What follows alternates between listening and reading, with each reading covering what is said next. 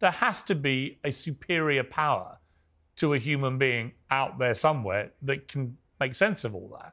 And that's why, look, I believe in God. I was raised as a Catholic. But the Catholic Herald said of your debate there was no meeting of minds. They were forced to agree their minds were differently constructed. There was no merging of reality. And it seems to me, probably, if you have me, you, and Dawkins in the same room, you've got the three components there. You've got one person, me, who's an absolute unequivocal believer.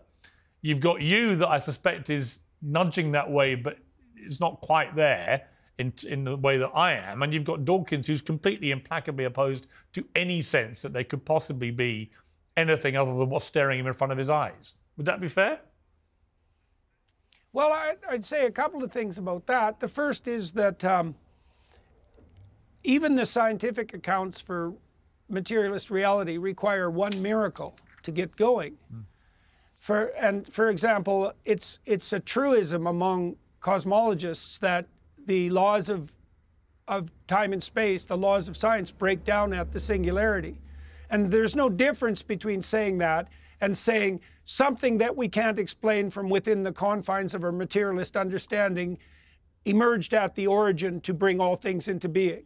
There's a miracle lurking in there somewhere. And of course, the biologists are also stuck with the problem of the origin of life, which they hand wave about constantly, but have been completely unable to account for.